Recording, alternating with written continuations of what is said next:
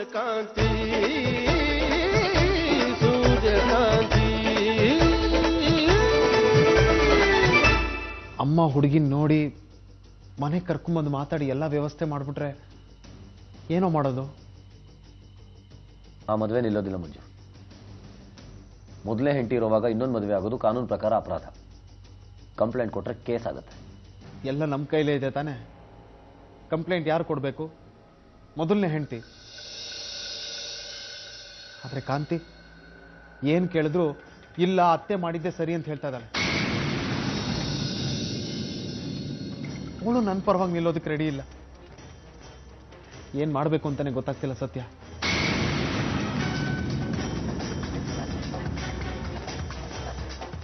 ಇಷ್ಟಕ್ಕೂ ನಾನು ಕಾಂತಿನ ಮದುವೆ ಆಗಿದ್ದೀನಿ ಅನ್ನೋದಕ್ಕೆ ಸಾಕ್ಷಿ ಆದರೂ ಏನಿದೆ ಹೇಳು?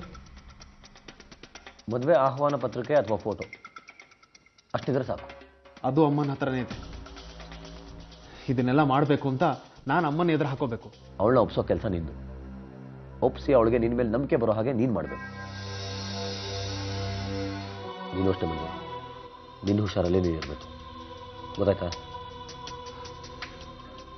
ನಾನು ಮಾಡ್ತೀನಿ ಸತ್ಯ, ಮಾಡೇ ಮಾಡ್ತೀನಿ.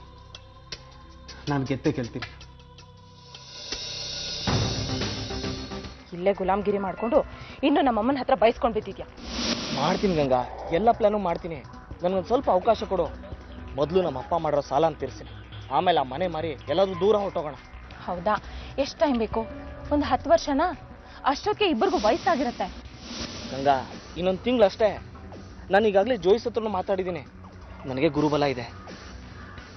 ಮೊದಲು ನೀನು ಮನ್ಸು ಮಾಡಬೇಕು ಕಣೋ, ಆಮೇಲೆ ಜೋಯಿಸ್ರ ಮಾತು. ಹೋಗ್ಲಿ ಬಿಡು, ನಿನಗೆ ಇಷ್ಟ ಇಲ್ಲ ಅಂತ ಕಾಣಿಸ್ತು. ನಮ್ಮಮ್ಮ ಹೇಳಿದಾಗ ಯಾರನ್ನಾರು ಕಟ್ಕೊಂಡು 3 ಮಕ್ಕಳು ತಂದೆ ಆಗಿರ್ತಿದ್ದೆ ಅಷ್ಟೇ. ಆಸೆ ನೋಡು, 3 ಮಕ್ಕಳು ತಂದೆ ಅಂತೆ. ಸರಿ, ಈಗ ನೀನೇ ಬಂದಿದ್ದೆ, ಸ್ನಾನ ಮಾಡಿಸು. ಏ ಹೋಗೋ ಗಂಗಾ.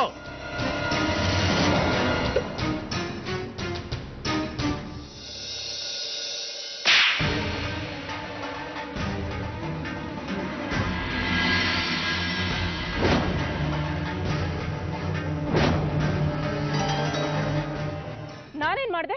ಮಾಡೋದಿಲ್ಲ ಮಾಡಿ ಏನು ಮಾಡ್ದೆ ಅಂತ ಕೇಳ್ತಿದ್ಯಾ?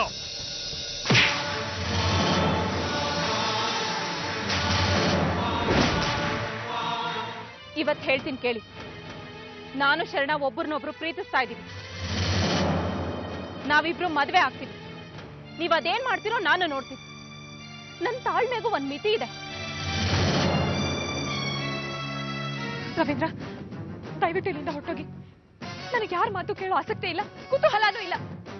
ಆದರೆ ನನಗಾಡ್ಲಿಕ್ಕೆ ಕೆಲವು ಮಾತುಗಳು ಬೇಕಂತಿ. ಅವನ್ನೆಲ್ಲ ಎದೆಯಲ್ಲಿ ಇಟ್ಕೊಂಡು ಕೊರಸ್ತಾ ಇದ್ದೀನಿ.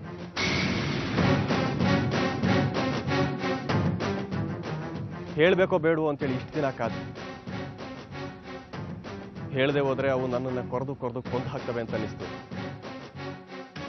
ಅದಕ್ಕೆ ಹೇಳೋದಕ್ಕೆ ಹೊರಟಿದ್ದೀನಿ. ಪ್ಲೀಸ್ ಕೇಳಿಸು. ನಿಮ್ ದಾರಿನೇ ಬೇರೆ, ನನ್ನ ದಾರಿನೇ ಬೇರೆ. ನಿಮ್ಮ ಮಾತಿಂದ ನನಗಾಗ್ಲಿ, ನನ್ನ ಮಾತಿಂದ ನಿಮ್ಗಾಗ್ಲಿ ಯಾವ ಪ್ರಯೋಜನ ಆಗಲ್ಲ ಅಂತ ನನಗೆ ಚೆನ್ನಾಗಿ ಗೊತ್ತು. ಪ್ರಯೋಜನಕ್ಕೋಸ್ಕರ ಮಾತಾಡಬೇಡ, ಪ್ರೀತಿಗೋಸ್ಕರ ಮಾತಾಡ.